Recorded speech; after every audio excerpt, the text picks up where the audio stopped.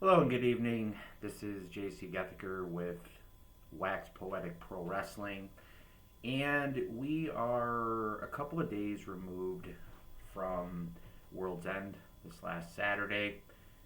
So what I'm going to do here is actually, I've been, I've had the idea to do a all Elite Wrestling AEW Weekend Review show. So this is a mini weekend review. This is just going to focus on World's End and some of the stories coming out of World's End, going into tomorrow's Dynamite as of, Tuesday night this week, going into the first Dynamite of 2023. So going forward, the name of this show is going to be All Things All Elite. A weekly, like I said, an AEW weekend review, so to speak, as it is the company that I watch the most and focus most and follow the closest. I do also watch WWE. Not every single episode of Dynamite, Raw and SmackDown. But I do sift through that stuff depending on how good or how bad it is. I fast forward through some sections of the shows, and I do watch the pay-per-views, and obviously I do check the news and still follow it to a certain degree. And also I do also watch New Japan Pro Wrestling, at least the big matches and the important angles and matches. I do try to watch all that, and kind of a smorgasbord of other stuff that I also watch as well, including old school wrestling and a lot of other content from other creators as well. Just listening to podcasts and different wrestling sites and channels. Shout out to Wrestling Observer and Fightful and Sean Rossap, Dave Meltzer, as being the two most legitimate journalists, having the most integrity in the industry, at the very least, as far as what they're reporting and trying to be responsible and letting people know that what they're talking about is either a rumor, a speculation, or an actual fact. But there is a high integrity level there. But I digress. So, and I watch a lot of other stuff as well. So I'm not specific to those two sites or those two voices. There's a lot of other voices I do listen to. Jim Cornette, just all the way down the line, just pretty much everything busted open. And I'm listening to a lot of interviews and podcasts and getting little tidbits and all that kind of thing. So I got my finger on the pulse of the whole AEW thing. So I'm going to try to do a weekly review, recap of that on a weekly basis. Like I said, All Things All Elite will be the name of that. And to start here, we're going to review. I'm going to give you my review of World's End. World's End this last Saturday came from Long Island, New York, the hometown, obviously, of MJF and a number of other AEW talent that live in and around that general area, including, obviously, Eddie Kingston. So they announced this as a sellout. I'm not exactly sure if it was a sellout or just a sellout for how it was spec'd to fill the arena or whatever. I think it was around 10,000. So, kudos to them on getting 10,000 people in the building for this night. So the first match on the pre-show was Chris Statlander versus Willow Nightingale. This started out pretty decent in the very beginning. It was a decent match to start. Obviously, the unfortunate thing that happened at the very end of the match is they were going for that finisher, the Blue Thunder Bomb, and for some reason, Willow could not get Chris up. Chris is she's a thick woman. So I don't know. Willow wasn't didn't have her Wheaties that morning, or just. But the ending of that match was very botched. Kind of add a little bit of a downer to that whole thing. I had it about 2.75, 3-ish stars, right around there. I mean, the match itself was fine, but like I said, that ending was just, it was kind of brutal. Um, so, but like I said, overall not too bad, but like I said, that ending. But anyways, so the next thing we see is a vignette of Serena Deeb. Serena Deeb finally coming back. It's been forever, and she's been dealing with this injury, and she's finally coming back. She's definitely a shot in the arm to the women's division. She is quite possibly the best technical wrestler that they have on their roster. So there's a lot of interesting things that they can do with Serena Deeb moving forward. I would almost expect her to get probably at least a few main events this year as far as world title shots, or if that's in Ring of Honor or if that's in AEW. I would almost guarantee that she would headline at least one pay-per-view in 2024.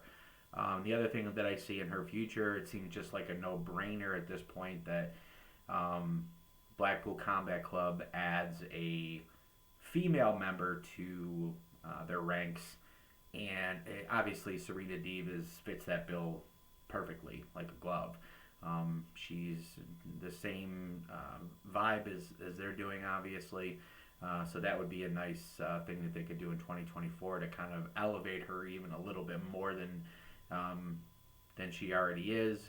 Make fans remember her and how great she is. Put her in the Blackpool Combat Club. So Tony Khan, if you're listening to this, you got to put her in the Blackpool Combat Club. It's just what makes sense. So the next thing we had going here was the 20-man battle royal for a TNT title shot. It was an average battle royal. Not bad, not special. Killshot winning, obviously, and the participants in general were a little underwhelming. But obviously, as the show went on, we've seen that there was a method to the madness, obviously, in this whole situation. And I had even made a note that Killshot was winning this somehow for storyline purposes. My first thought was he was going to have to give the shot back to Christian Cage. So right off the bat, I kind of saw where they were going with that. And just so we're clear here, and this is actually something that comes up later on in this review as well, in this show, we can also address the same issue, but just because something is obvious or makes the most sense doesn't mean it's the wrong direction. Usually, it's probably more likely that it is, even if it feels predictable. Sometimes predictable is better, because the alternative is if it's not predictable, then it's coming out of left field, and sometimes that can crash and burn horribly. So yeah, so that's pretty much where they were going with that. And okay, so the next thing and I would just to say that I gave that, like, I don't know, 2.5 stars. It was just whatever, average is there. It was okay, nothing too special. It was a pre-show battle royal. So the next thing would be FTW title, Hook versus Wheeler Yuta. Decent, short, like, hardcore match. Actually really enjoyed Wheeler Yuta's promo before the match, getting a little bit of heat with that Long Island crowd. Hook's actually from Long Island. Making strides to improve by both men here. They're both still very young in their career. This was, for two guys so young who are focused so much on wrestling, it was actually a nice blend of wrestling and sports entertainment, if you could actually believe that on this match. Hook obviously won the match, and just so we were clear earlier, Willow Nightingale got that win over Chris Statlander in that first match. And it looks like we are drawing closer to possibly a Chris Statlander heel turn here, because Stokely Hathaway was on commentary here, kind of stoking the fire here a little bit. So I feel like Chris Statlander's character is maybe getting a little stale, and they're starting to think, well, maybe we should should turn her heel because it's getting a little stale. So I think that's where they're going with that one. So at this point, we move on to the main card. We have the Continental Classic 8-man All-Star Tag Match. Just a lot of mini matches in here to start. It's basically a showcase for all these 8 men and their talents. And it was very high energy, a very crowd-pleasing type match. And this is actually the strongest match until we get to the final 3. So, like I said, a lot of mini matches. The Danielson-Jay White interaction was great stuff. But the heart of this match was Garcia being beaten down for an extended period of time. Good storytelling for a big tag match. Briscoe hot tag, chaos ensues. Briscoe heat spot, and then the meat showdown between Claudio and Brody, which was great. Garcia, like I said, though, he was the star of this match, and he is poised to go further and further with his development, and this was kind of a showcase for him at this point. Garcia pinned Jay Lethal, gets another big win. And the crowd just every week seems to get more and more behind him. It doesn't matter what city he's in, he seems to be getting support every city he's in. I think they really have something here with Daniel Garcia. Obviously he's a great technical wrestler, but he's really starting to win the crowd over, and his, the whole that thing, it's taken off, man. He's going places. So I feel like he's kind of eclipsing past a few of the other younger stars here.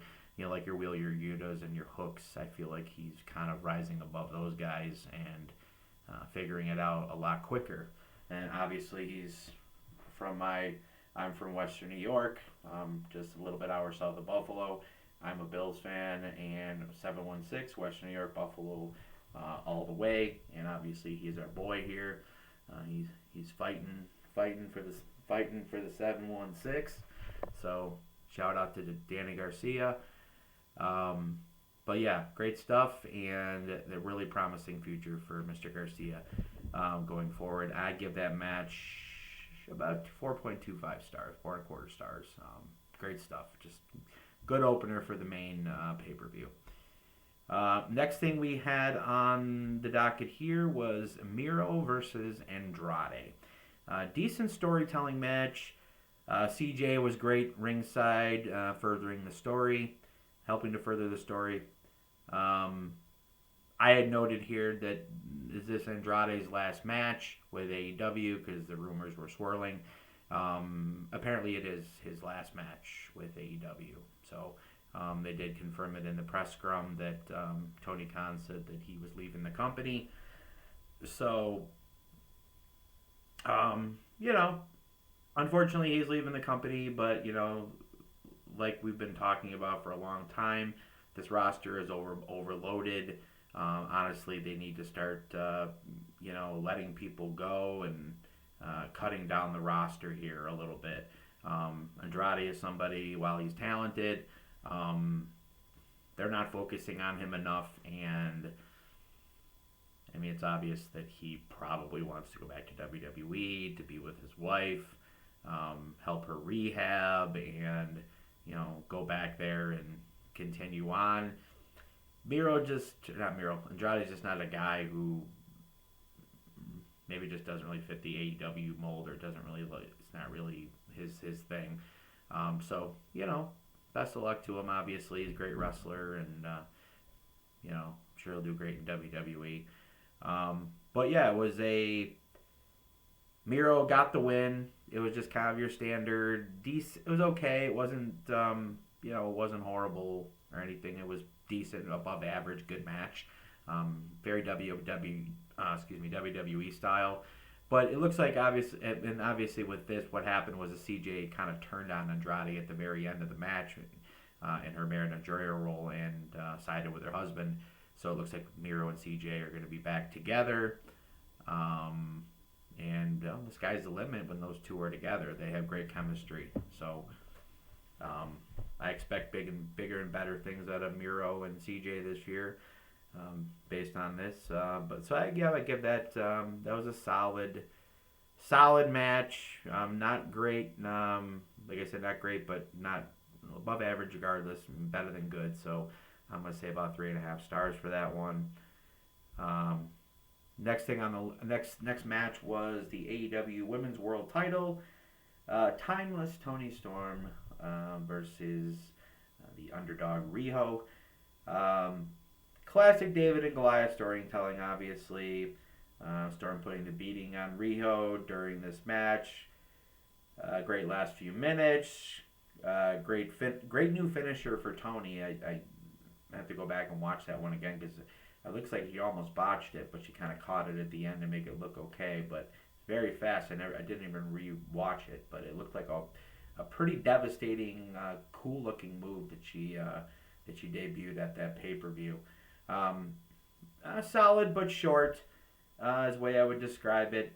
It wasn't anything too special, but it wasn't horrible either. It was good, but not great or not excellent, not classic, but good. 3.5 stars. I was expecting a little bit more out of this match. I thought maybe the David and Goliath storytelling aspect of this, big and small, they could do some things. Kind of the Rey Mysterio thing. Rey Mysterio had a lot of great chemistry with certain opponents, who enjoyed wrestling a smaller man. There's a lot more things you could do as far as at least throwing the smaller person around and doing some incredible stuff.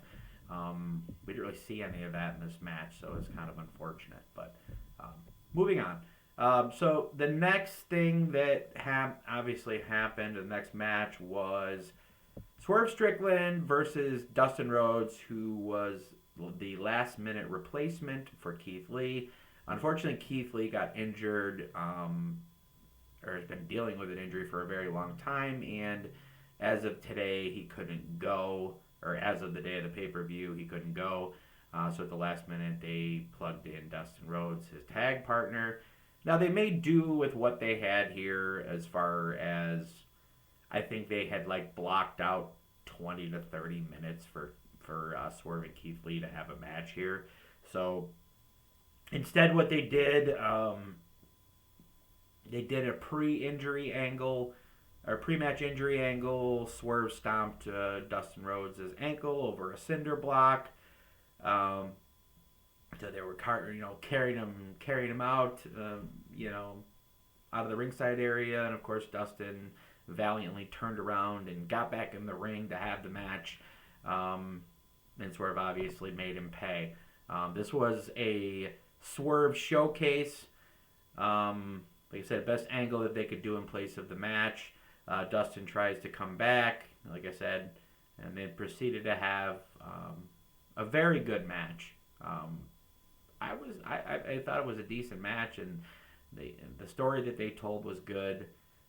Even though it wasn't Keith Lee and Swerve Strickland like we wanted, Swerve still showcased that he could go out there and have a great match, great segment with anybody because he's that talented. And Dustin Rhodes proves that he's still a great worker, even at his age, and he can go out there and get somebody over on short notice.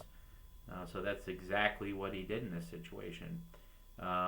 Swerve, another great win. Like I said, great storytelling with great wrestling. It means, like I said, I'm sensing a pattern here. That's kind of Swerve Strickland's calling card. Great storytelling with great wrestling.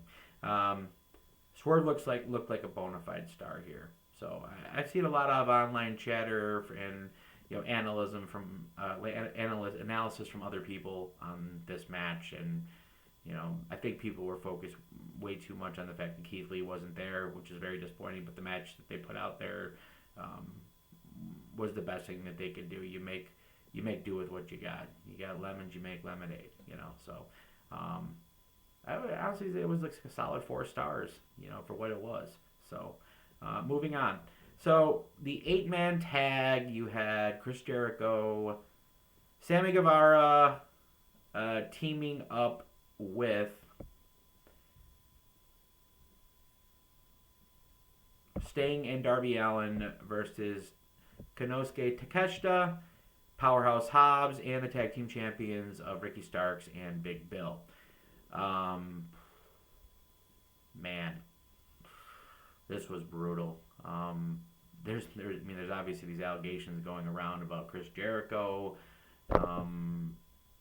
So I think obviously the crowd there was none too happy with Jericho to even start this match. They actually sang the Judas song. Nothing happened there, but during the match itself, they were just relentlessly on him, and I think it really put a damper on this match. But you know, but to get back to the actual match itself, Takeshita was the star of the match.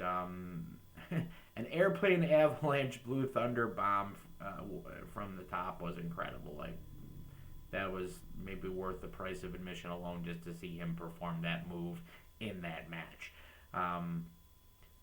Not only did the crowd give Jericho a bunch of shit, but Sting had a really rough match. I don't know if it was the hatred from the crowd that really kind of threw him off.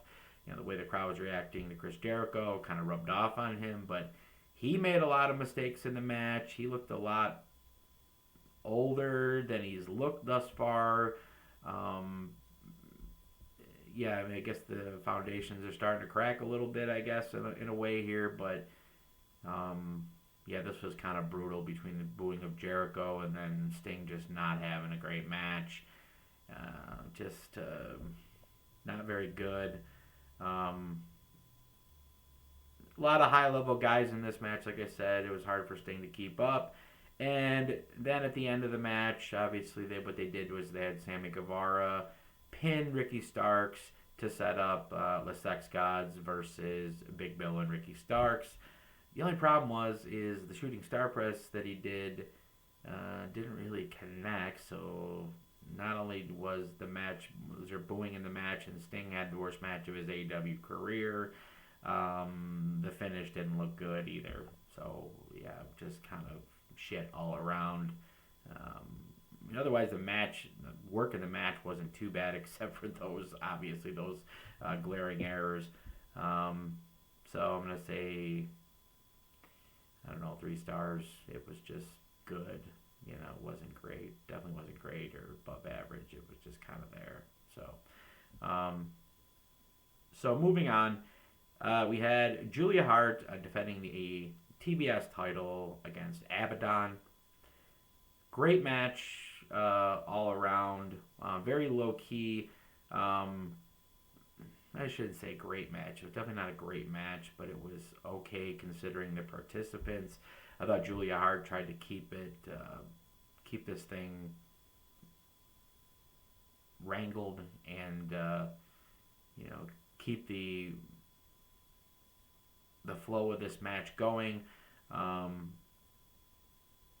But I mean, Abaddon, I don't think she's quite got it at this point yet. Overall, it was kind of, it was above it. It was, it wasn't absolutely horrible, but it wasn't particularly great either. Definitely the worst match that Julia has had in the last few months. Wasn't very good. And like I said, it seems like it'd be like a recurring theme here, but Julia Hart also hit the moonsault, and it didn't really hit right, and it also made the finish look bad. There was interference also by Sky Blue, and obviously you start to wonder, well, Sky Blue's not in the House of Black, but where is this partnership with Julia Hart going? I personally think they need to bring back the women's tag team tournament. If you're not going to bring women's tag titles in, at least bring the tournament back and crown a tournament winner every year and give the ladies at least one showcase a year where they can do tag matches. I think it would be a nice change up, and they got to be angling for that somehow, or at least, in my opinion, you're grouping these women. They seem to have been grouping women together as teams here the last few months.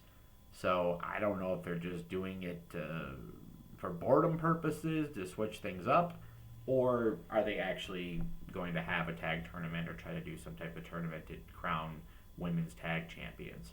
I think the women's tag championship should be something that could be defended across all the shows, just like WWE does, even Ring of Honor. So I think the women's division in AEW is still thin enough that they can do that comfortably at this point. So I think that's what they should do.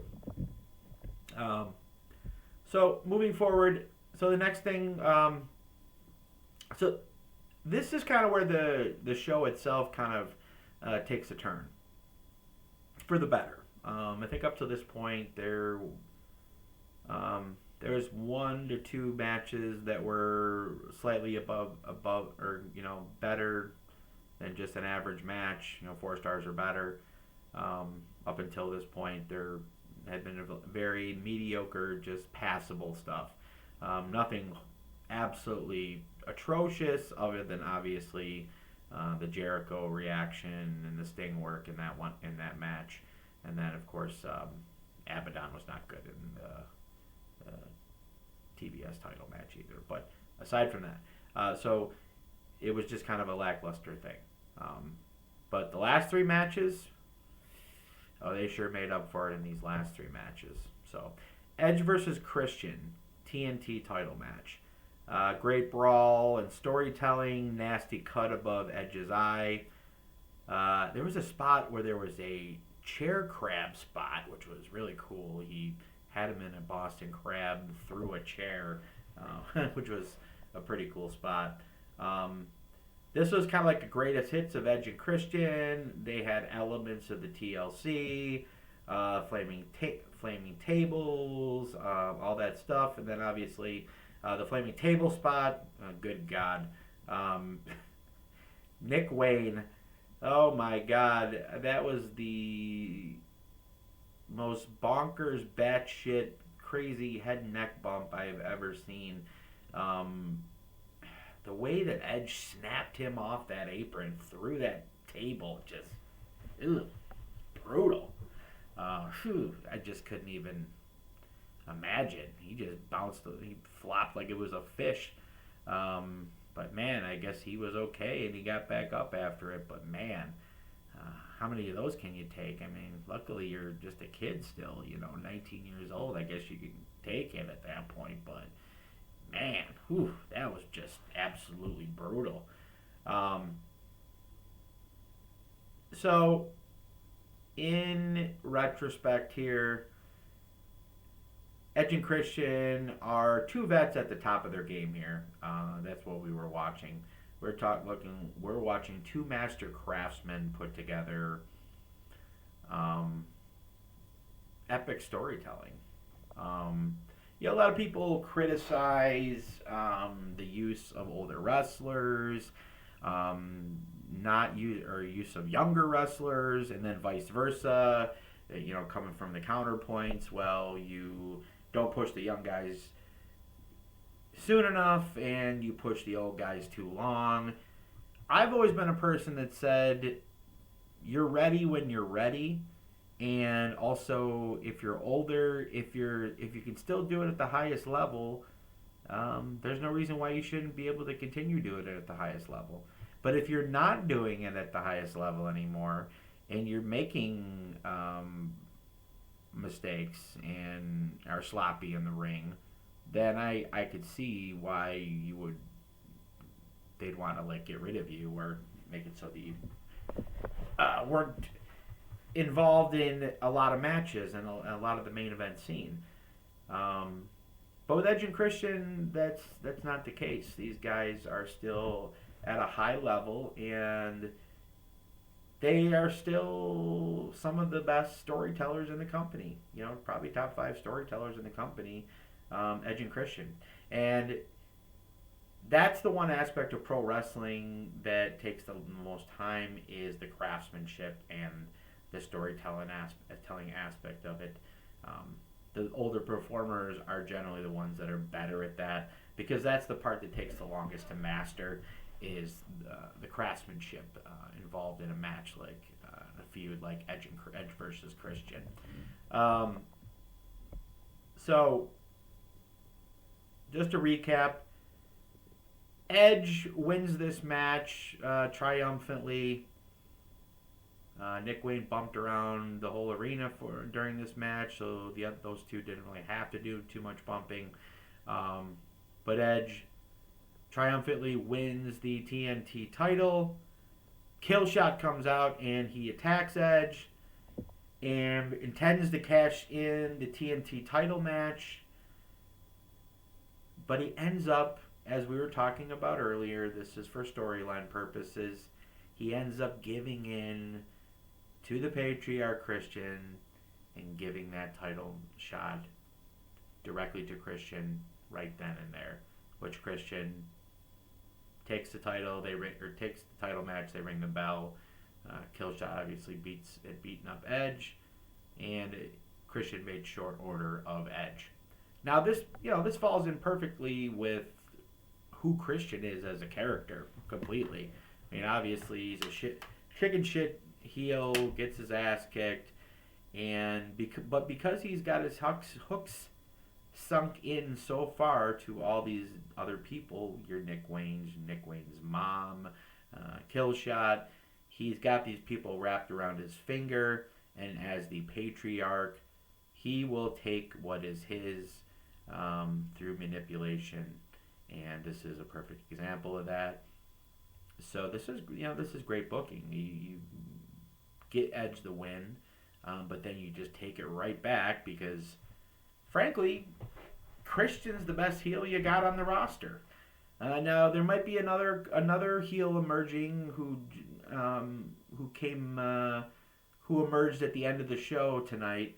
But if MJF's not a heel anymore, which he's not at this point, Christian's been your best heel this year. He's been your best heel promo on the mic. So to end his TNT title reign seemed a little short-sighted. So this was the best thing possible. Get Edge the big win over his former tag team partner and friend Christian, but ultimately put a loophole there in story-wise that Christian can just get the title right back and continue to be a complete son of a bitch like he has been, over the last 6 months or a bit longer than that. He's been this thing's been going on for a while, but he really is putting in the best work of his career right now with this whole Patriarch thing. So kudos, great stuff. I'm gonna go 4.5 stars on this match. Sorry, just need a drink here. Wet the whistle. 4.5 stars on this match. Great stuff. Not exactly sure where they're going to go with this after this, but I guess we'll find out, right? So, the next thing. The finals of the Continental Classic for the new Triple Crown. Eddie Kingston versus Jon Moxley. Man, what an atmosphere. What an absolute atmosphere this was. The crowd was just like electric. Totally behind Eddie. They played for his entrance. And then Mox comes out and they play the entire Wild thing all the way to the ring. When they finally get in each other's faces and get face to face, it's the end of the song. It's almost perfect timing. And the crowd's just amped as soon as this song ends. And then they start the introductions. Announcing the competitors for the finals. This felt like the closest thing you could get to an American version in the finals of a G1 or Champions Carnival from All Japan. Just the atmosphere, the buzz before, in this match was just palpable. It was just intense, man. And this match, man, it was just great storytelling and hard hitting. This almost felt like AEW doing their best version of King's Road. And that actually seemed like a theme of the night. Actually, was a slowed down, more deliberate style throughout these matches. There were still a lot of great big high spots and whatnot, but it was a lot more slowed down. It was a lot more sports based, um, less acrobatic, less high flying. And I guess a lot of it maybe had to do with the fact that this is the first pay per view that the namesake of the company, All Elite Wrestling, the Elite, none of them were actually involved in the pay per view. Obviously, the Young Bucks are taking time off to refurbish their characters and come back as heels. Kenny, unfortunately, probably is going to be out for, could probably be at least a year with diverticulitis. It's kind of a crapshoot with that injuries, but so you never know. Rest in peace, or not, or Godspeed, Kenny. Hopefully you come back soon. In my opinion, you and Bryan Danielson are the two best wrestlers in the world currently. So for us to have you back in the fold, especially with Will Ospreay joining the company. Just on a side note, thankfully, Will Ospreay actually signed with the company now that Kenny is gone, because we need somebody to fill that spot that Kenny left, and I think Will Ospreay may be the only person that could actually live up to Kenny's name as being the best bout machine of AEW. But again, moving on, this match, Moxley, Kingston, like I said, just palpable atmosphere, super intense. I've never, for a 17-minute match, a very short sprint. This was a short sprint, but these guys just knocked the shit out of each other. I have never seen Eddie Kingston so intense in my life. I've never seen him chop anyone as hard as he chopped Jon Moxley in this match. He was just ready to fucking bring it, and he fucking brought it. Mox always brings it, but man, that promo that Mox cut on Kingston on Dynamite this last week, that lit a fire under his ass. I'm telling you right now. Just an unbelievable match. Crowd into it. Great start. Psychology from the jump. Now, there was a one spot where Eddie Kingston banged his head off the guardrail. It looked legit, and he sold the living shit out of this injury. I mean, the whole match, he was selling the side of his face. I mean, like he was concussed, or and it looked so bad that I thought he was gonna. The side of his face was gonna swell up, because it didn't look good. I don't know if it was supposed to go down like that, but he hit that guardrail hard, and that's the LED wall guardrail. That doesn't have any give to it, man. He hit that son of a bitch hard. So in any event, like I said, hardest chops I've ever seen Eddie have in a match. Super intense shit. This might be the hardest hitting match in the history of AEW, and that's saying something. There's been a lot of hard hitting matches involving both of these guys, Kingston and Moxley, two of the guys that have been in some of the most intense hard hitting matches in the history of the company. But this was just, like I said, a 17-minute sprint of just brutal violence. Like I said, this wasn't a hardcore match. They just went out there and delivered a King's Road hybrid strong style AEW masterpiece. Eddie Kingston triumphantly hits a spinning back fist out of nowhere. He had actually hit the spinning back fist earlier in the match, but just the sequence of events before this match, right when this match ended, it was just a barrage of offense and shots and strikes. but and he caught him with one in about the 17-minute mark that did Moxley in. But the whole match, Bryan Danielson was on commentary, and they were selling this in a very sports-based way, talking about how Moxley was a great striker, and he was better than, but Kingston was a better striker, and Moxley was better on the ground. So Eddie didn't want to go to the ground with Mox. So yeah, they told a really good story here from the commentary desk, spearheaded by Danielson, and told a great story in the ring. Just all around, just great Continental Classic. It was the best match of the tournament, and it was the finals. That's always how it should go. The very last match should be the best match. A combination of all the great action, but overall, this Continental Classic tournament has been just what the doctor ordered for AEW. They got back to their roots, so to speak, of sports-based storytelling, and that really is their sweet spot. I don't think you can write sports entertainment out of what they do.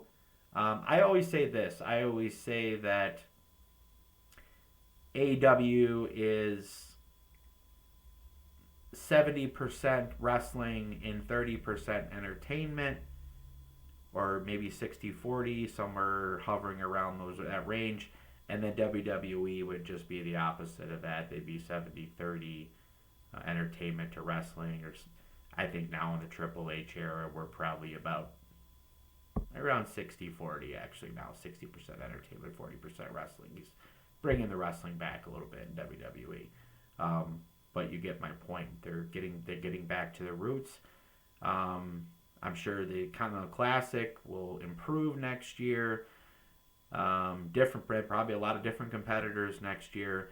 But the fact that they are going to be doing a round robin tournament in the holidays every single year for the fans to look forward to, from after Thanksgiving all the way until the New Year's, it gives you a nice warm feeling down there in the cockles of your heart to know that there's going to be a great round robin tournament every single year that we can look forward to from AEW as long as they exist. So kudos on them on this great tournament and this great final. Eddie Kingston is a guy that he might be the most beloved wrestler in AEW by the fans, because he represents the fans in the long line of the everyman, all the way from Dusty Rhodes to Mick Foley. Eddie Kingston is a guy cut from that same mold, the everyman that everybody wants to cheer for, and there isn't a guy that deserves this more than Eddie Kingston. So I look forward to seeing where Eddie Kingston goes with his Triple Crown reign, and where AEW in general and New Japan or whatever, what they do with this Triple Crown, and exactly what it will be. You'd almost got to think that at some point they would try to unify it with the AEW title somewhere down the line. Not really sure when that would be, but that seems like that might happen in the next few years. So something to look out for, something to watch out for. So last thing here, the main event. Maxwell Jacob Friedman in his hometown, nursing all these injuries, versus Samoa Joe for the second time. He originally beat Samoa Joe at Grand Slam, another hometownish show that happened in Queens. This one is in Long Island, which is MJF's actual home. So obviously the story leading up to this is the Devil storyline, and Joe had been protecting MJF and his interest in this world title match since Full Gear, and this Devil storyline has kind of been swirling around here. A lot of fans are kind of been upset that they've been kind of dragging this out. But to me, it makes perfect sense, and especially considering what happened at the end of this. But we'll get into that.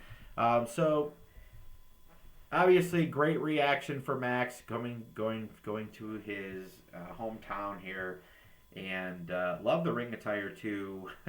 When he did the arm thing, and then the wing area of his robe said the most magical place in the world, Long Island, New York. But that's what each side of that. The whole sentence was right there on his ring gear, which is pretty cool.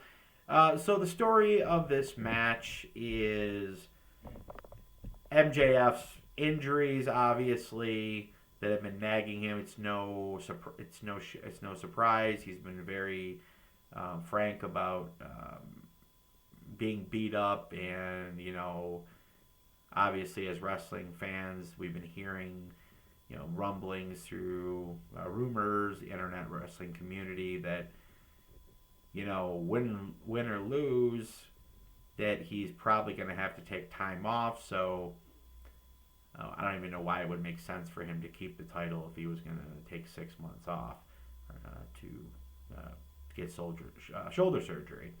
But any event,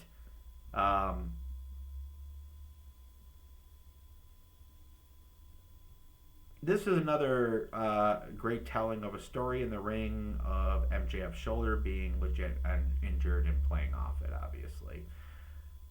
After almost 20 minutes, Joe gets a surprising, convincing win. I mean, it's only a 17-minute match, and it was pretty convincing. Now, the one thing I did forget to say was that Adam Cole came out in MJF's corner on crutches. So right then and there, it alerted to me that, oh yes, he's most likely the devil then. He's going to be the man behind this whole thing. As soon as he came out and was at ringside, I pretty much knew that was a lock at that point.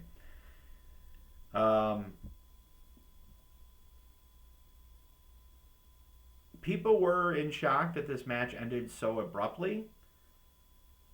But I think it's good booking for the drama to come here, because they're still kind of selling this whole thing that MJF might not re-sign with AEW, the contract war of 2024.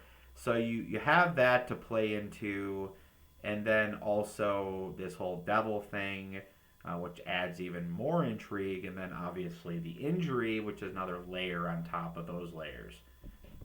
So very interesting stuff. But the end of the match, Adam Cole comes in the ring and he's consoling Max.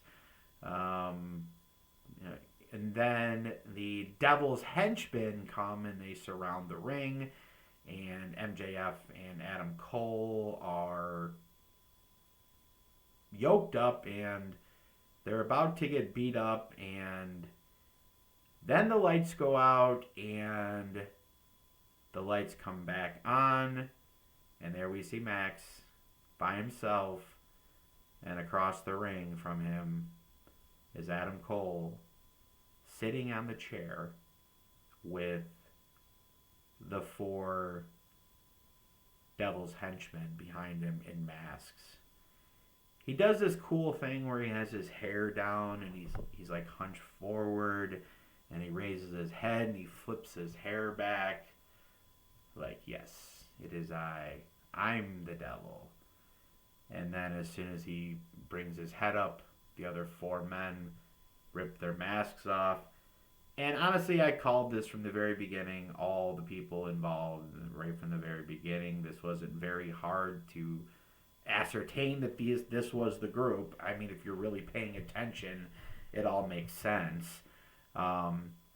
So Roddy Strong, The Kingdom, Matt Taven, Mike Bennett, and of course, the Muscle, Wardlow. So, and then of course at that point, MJF says, "How could you do this to me? How could you do this to me?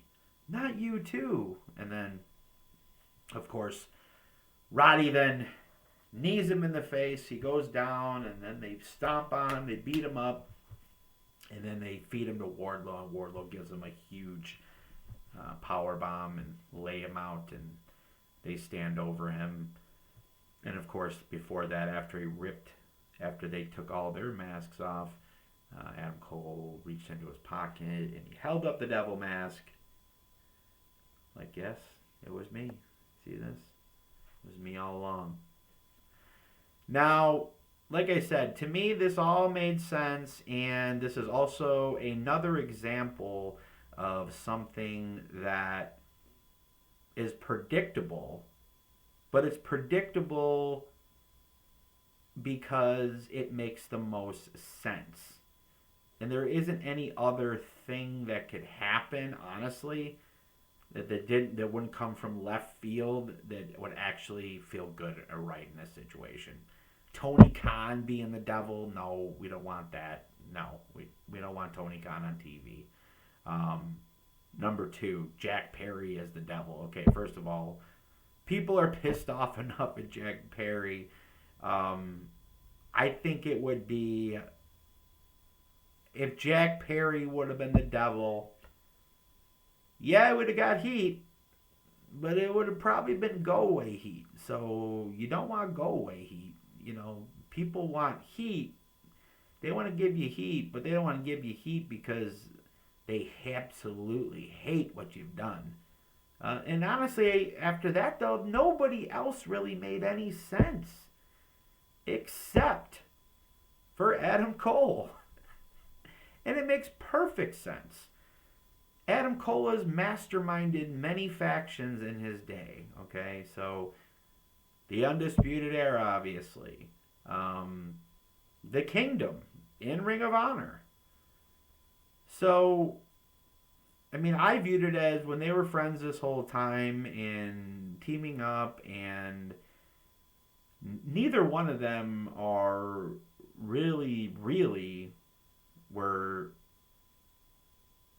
liked each other. I mean, I guess they did like each other, but ultimately their ambitions were going to be more important than any type of connection that they would have. And that includes Adam Cole, not just MJF.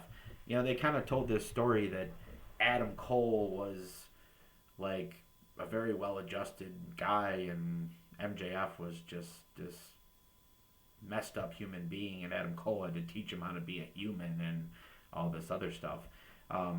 Which, like I said, is fine in storyline, but if you're going back to look at Adam Cole in other companies and being a top heel, he is perfectly capable of carrying the company as the top heel going forward, or being even like a figurehead.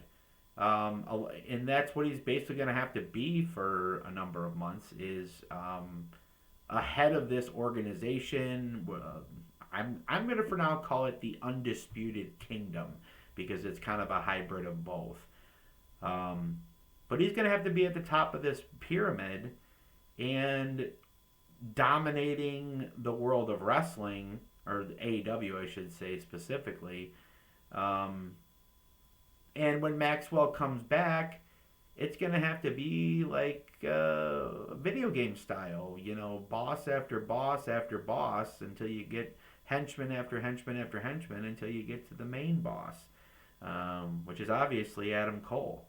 You can do a lot of things, though. You could have a series of matches with Roddy. That would be a great series of matches, Roddy versus MJF. You could have another series of matches with Roddy with MJF versus Wardlow. You could have some 6-man matches. Maybe, I don't know, maybe Max comes back and he patches things up with FTR and they wrestle Roddy in the Kingdom. There's a lot of different things you could do here. You could add in, and I would do this, add in Britt Baker, add in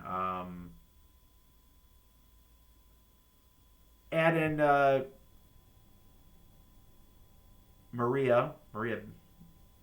Kanellis into the equation, the two women. So you kind of would add a completely different element to it, adding 2 females, and this group can expand into the women's division as well. But there's so many things that you could do here, and it's kind of ironic, though, that WWE wanted to use Adam Cole in like a managerial role in WWE, or a quasi managerial role, which is kind of funny though because that's what MJF kind of was for a number of years. I mean, he wrestled obviously, but the whole thing was he got a lot of heat and he didn't get his ass kicked very often. So, the heat kind of built and built and built. It's basically what Roddy Piper even did back in the day. He had a lot of henchmen and he did wrestle, but you had to go through a lot of other guys until you got to Roddy, or until you got to even MJF recently, or even to a certain degree Adam Cole when he was the head of his own faction. So point being is that Adam Cole being the head of a faction or the final boss in a long feud with MJF, that's his wheelhouse. I mean, there's no, I don't understand this internet wrestling community. Some of the people in the IWC who have this opinion or this thought that, like, well, Adam Cole can't just not wrestle. Yeah, he can. He's talented enough to tell stories. He's talented enough on the microphone. Now he's got backup. So he's got a lot of guys that people need to go through first before they get to him. And by the time he is ready, they can have this Adam Cole MJF thing 6, 7, 9, 10 months down the road. Who knows? Who knows how long it takes them to get there?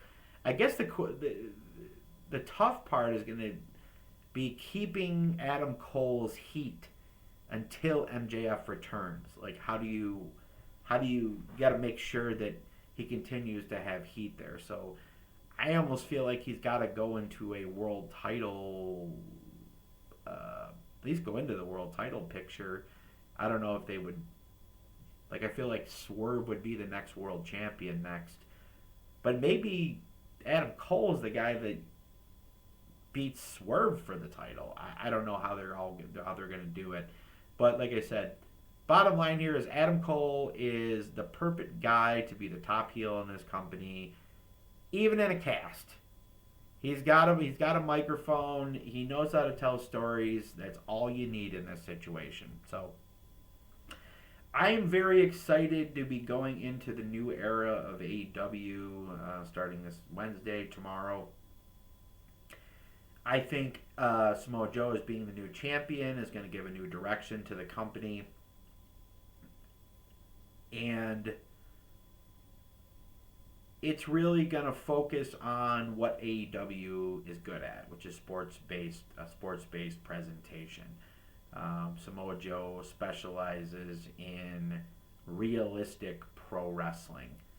And he is, like, they're going to treat him like a monster champion.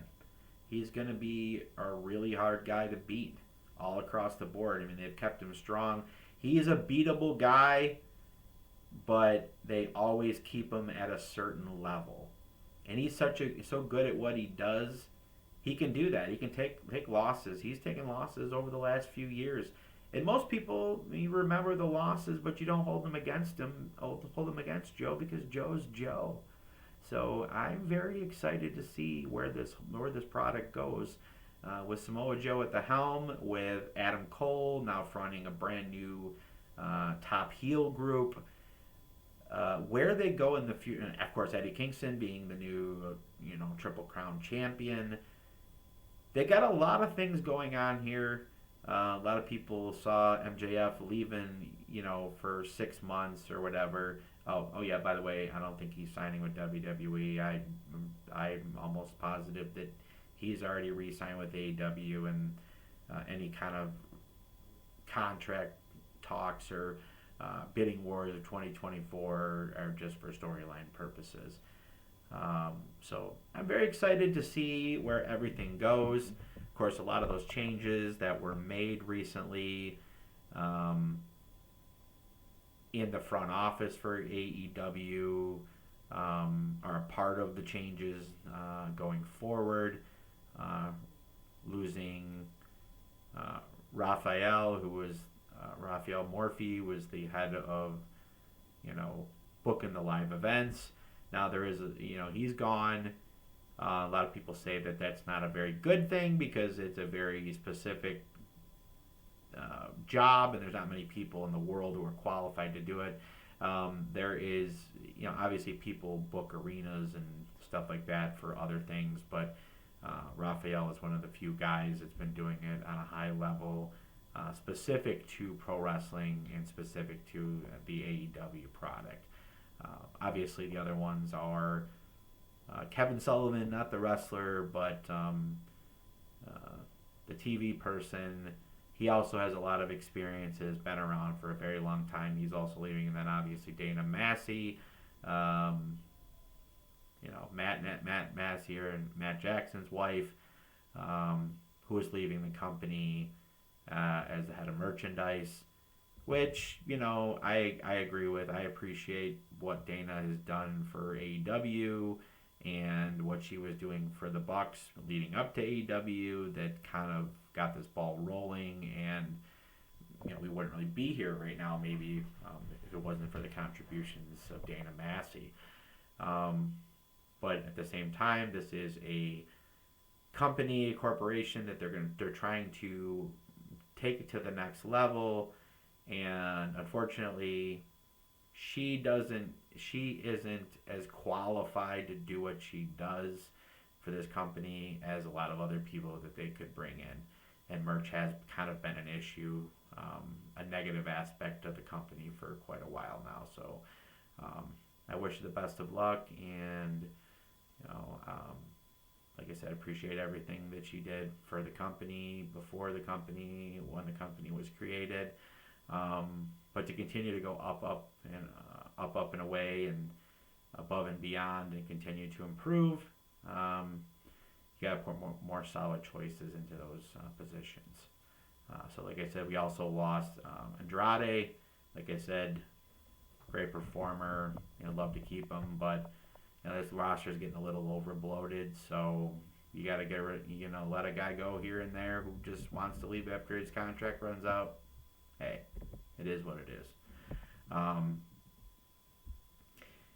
So, like I said, this whole show has a reoccurring King's Road theme of epic in-ring storytelling, limited high-risk moves that mean more. Again, Joe becoming champion, direction to explore, especially as a vet now. Joe hasn't been world champion in a very long time for any company, and he's now doing it in his 40s. So that's going to be a completely different thing. He's a better storyteller now. He's better on the mic. It should be very, like I said, just to reiterate, it's going to be very interesting to see what he does as the world champion going forward, considering where he's at.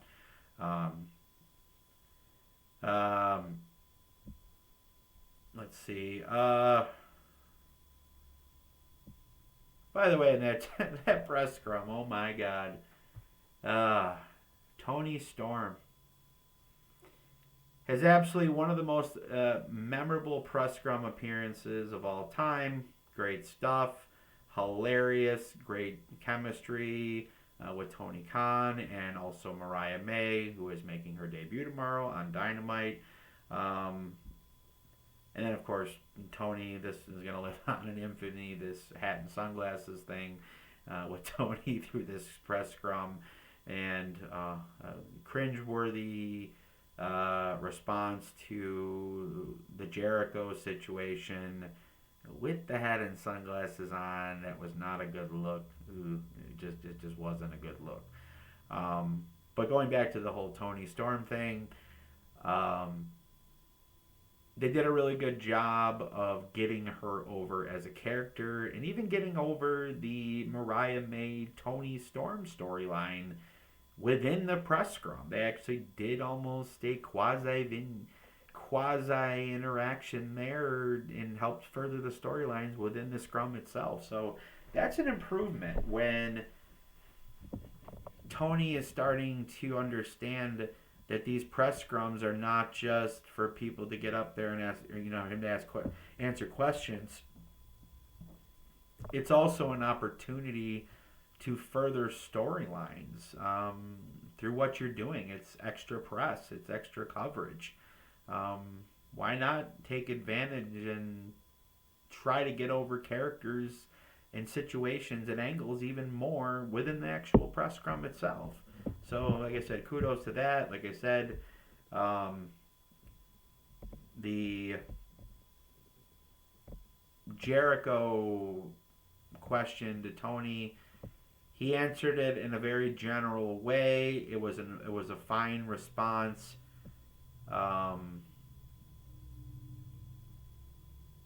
But I just it probably wasn't in depth enough, and I think there's still going to be an issue with the way this was answered in this press scrum. So interesting also that Tony Khan referred to AEW and what they do in AEW as being punk rock, and AEW wouldn't be what it is if it wasn't punk rock, which I agree to that to a certain extent. You can't completely go away from your identity, or else you're not an alternative anymore. You're just another WWE. You still need aspects of sports entertainment and stories in your product. But the focus for AEW should always be on the wrestling.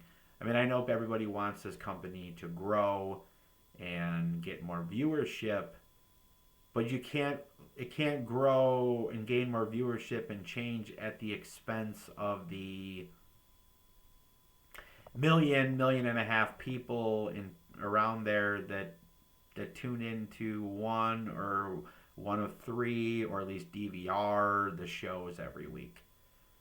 So if you, like I said, if you go and you change the product, or you just become just like WWE, you might alienate 500,000 people by just doing that. So then you just lose 500,000 people, and then you got to gain that somewhere else.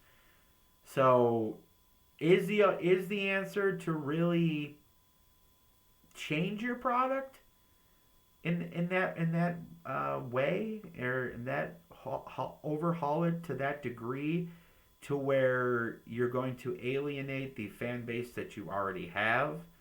I mean, you can say what you want about who AEW's fans are, or Jim Cornette or whoever can say whatever they want about who watches AEW, nerds in their mom's basement or whatever. Sure, some of them are, but beside the point, you're throwing away a base audience. So I think it would just be better to maybe just add a little more storyline element in there to maybe draw on a few more fans. But like I said, it's a balancing act. You don't want to completely go the other way and alienate all your fans either. So it's a balancing act. You gotta watch with that. But stick to your guns at the same time, Tony. I get what you're saying. AEW is punk rock, and when it's not punk rock anymore, then it's not cool anymore. So that's actually pretty smart. Going forward, Dynamite actually last week, leading into the pay-per-view, was the highest rated Dynamite since Grand Slam. So the Continental Classic has proved to be a ratings draw. People have enjoyed this. So that's a positive. So like I said, AEW was kind of going a little bit back to its roots, and it paid off for them. Khan also said that the pay-per-view did well over 100,000 buys, and also it was a sellout. So they have this. That's the thing too. Like I said, with the fan base, is you have 800 to 1 million people watching every week on Dynamite. Then you have another 800 probably between the two other shows. You're getting around 1.5 million viewers a week live, and then you're probably getting another 30% through DVR. So you've got about 2 million people watching across the three shows every week. If you go and change everything people are going to feel alienated. And I feel like the pay-per-views also are something that people expect those shows to be bangers across the board. That's the norm. Because why else would people shell out $50 of their hard-earned cash if they're not getting that level of an event? Which they do get that from AEW. I mean, that's the thing about WWE is, you're only paying $5-6 a month for Peacock. You're getting a premium live event or pay-per-view, but it's not $50 out of your pocket either. So what you're getting for that $50, you're getting bang for your buck. WWE, you watch WWE PLEs, it's hit or miss sometimes.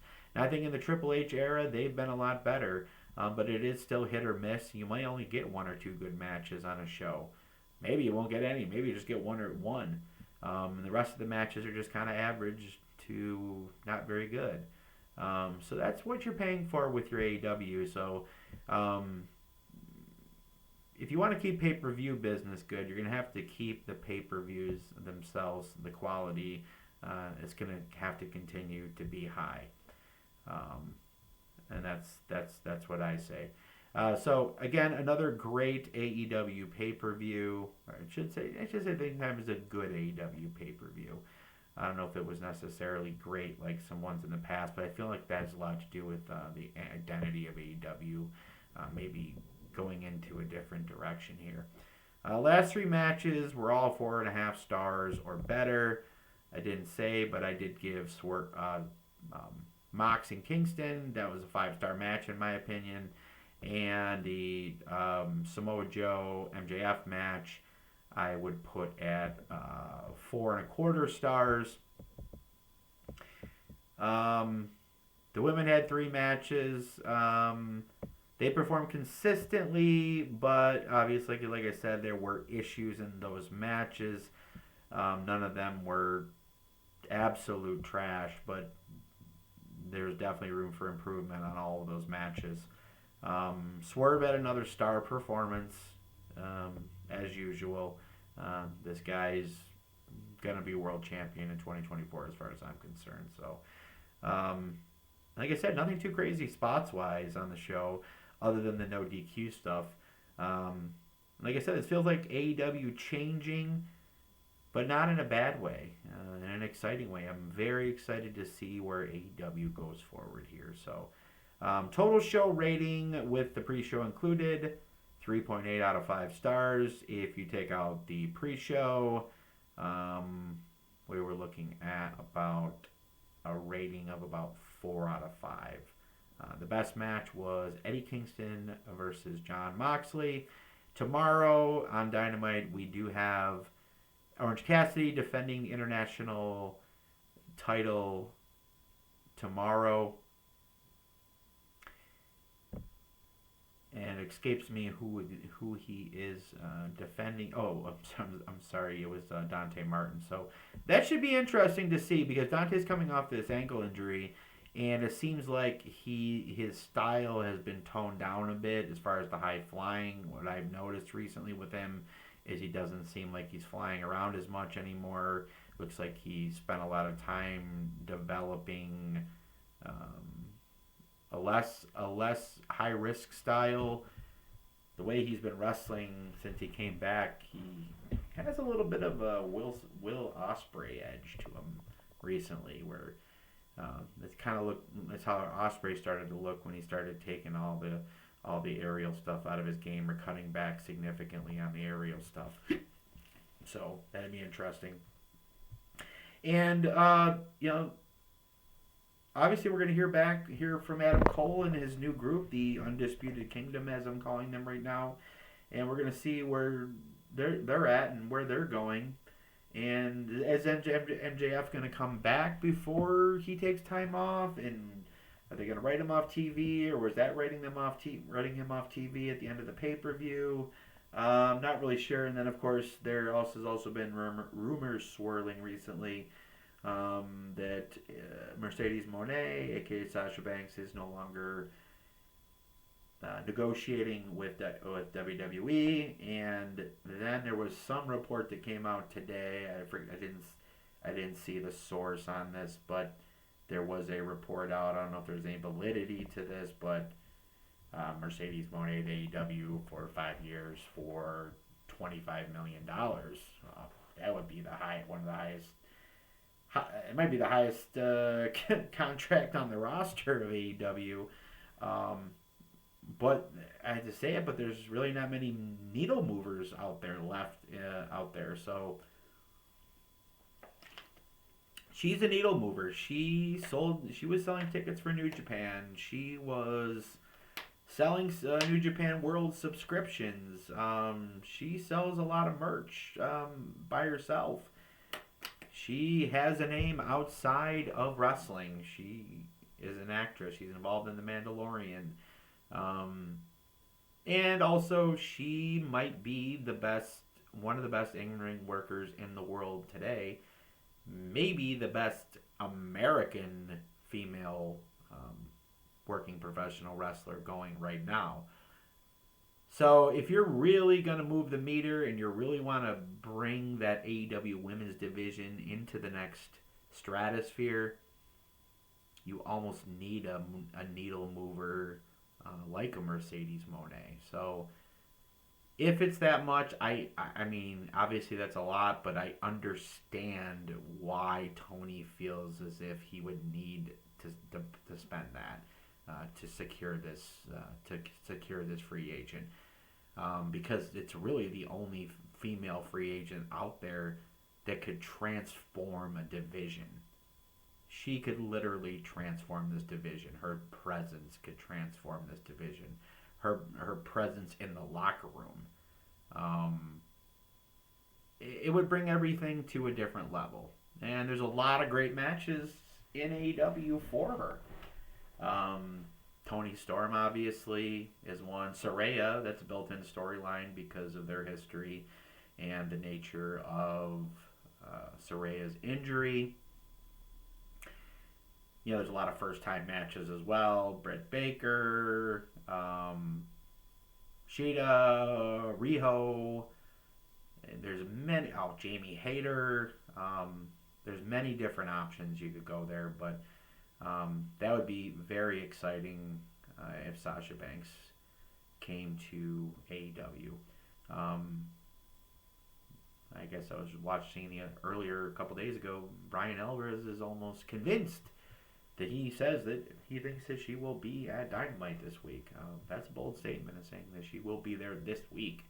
But it wouldn't shock me, honestly, at this point. And the one thing about her going to AEW is it would also allow her the opportunity to continue to work with New Japan. So she could still do her New Japan stuff, little New Japan matches here and there, but also be on American television and driving business here in the United States for All Elite Wrestling. But like I said, the one thing I would warn against Tony Khan is don't fuck around. Make sure you're putting her in the top storylines to start, and make sure you're keeping her there, and don't do this whole thing that you sometimes do when you bring in a new performer and you're focused on them for a few months, and then we forget about them for 6 months or a few months or whatever. Maybe I'm exaggerating with 6 months, but you get what I'm saying. So very exciting stuff, like I said. Overall, like I said, World's End wasn't the greatest AEW pay-per-view of all time, but it did deliver what we would normally expect an AEW pay-per-view to deliver, which is, it still gave us at least four solid 4-star matches or above, and they actually was a little bit of an improvement this time around as far as trying to push storylines. So I'd say overall, match quality wise, one of the weaker pay-per-views in AEW, but overall still a great pay-per-view, compared to some of the things we get from WWE in the past specifically. So I will talk to you probably in another week. I'm going to try to do an All Things All Elite the week in AEW. Early next week, after this week's set of shows, Dynamite, Rampage, and Collision.